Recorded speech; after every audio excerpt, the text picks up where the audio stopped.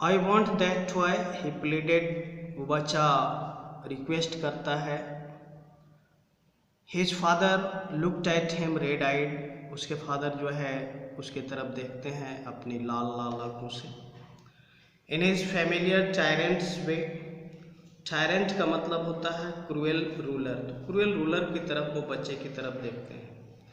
His mother melted by the free spirit of the day was tender and, अब उसकी माँ इस चीज़ को लिक्विफाइड करती है। बाय द फ्री स्पिरिट, माँ का क्या हृदय होता है, of the day was tender, tender का मतलब होता है soft, and loving, giving him her finger to hold, said look child what is before you, बच्चे का ध्यान दूसरे की तरफ आकर्षित करना चाहते हैं कि ये देखो क्या है तुम्हारे सामने।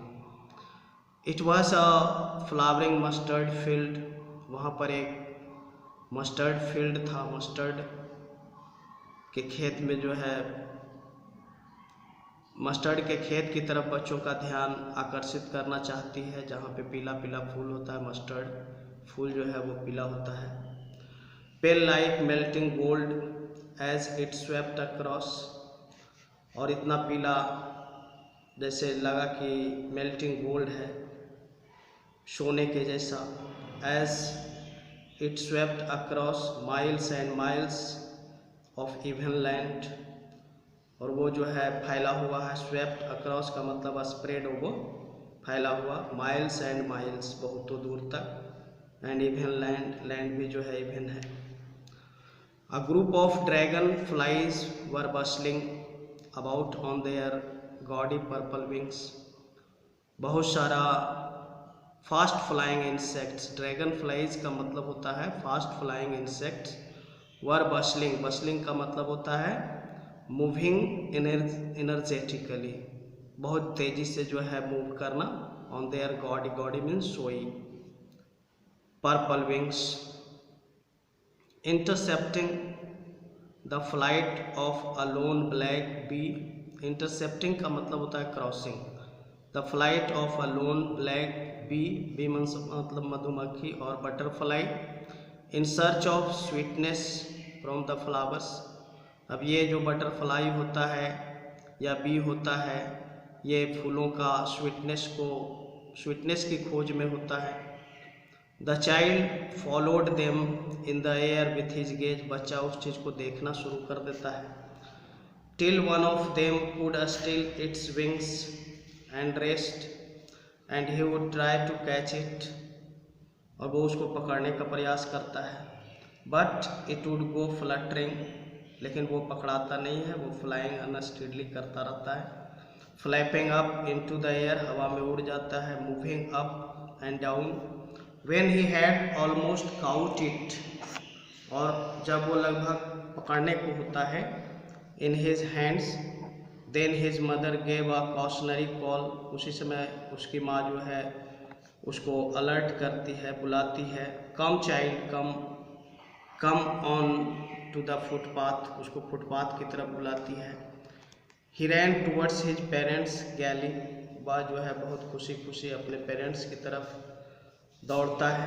एंड वॉक्ड अब्रेस्ट, टहलना शुरू कर देता है। इन अब्रेस्ट का मतलब होता है in front of, abreast of them for a while, being however soon left behind, attracted by the little insects and worms along the footpath that were teeming out, teeming out का मतलब होता है coming in large, बहुत सारा insect जो है large number में दिखता है। From their hiding places to enjoy the sunshine, इस सारी चीज़ों को देख करके बच्चे बहुत ही खुश होते हैं। Come child come, his parents called from the shade of a grove, फिर बच्चे को बुलाया जाता है, उसके पेरेंट्स बुलाते हैं।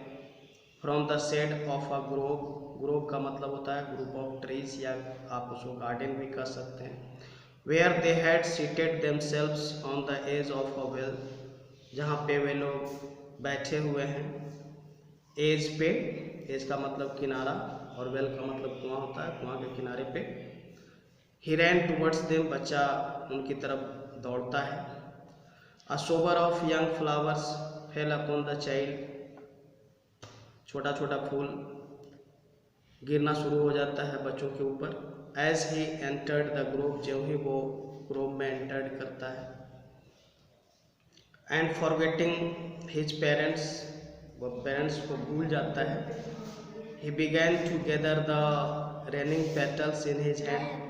बहुत सारा पेटल्स जो गिरने लगता है फूलों का, उसको वो गैदर करना शुरू कर देता है, जमा करना शुरू कर देता है. But low, he heard the cooing of doves.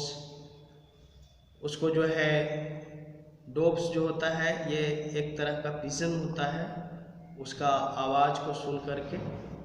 And ran towards his parents shouting, अपने पेरेंट्स की तरफ दौड़ता है चिल्लाते हुए.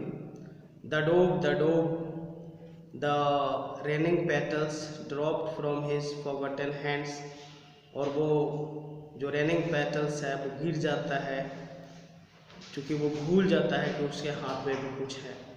कम child come, they called to the child. बच्चों को फिर वो बुलाते हैं. Who had now gone running in wild capers round.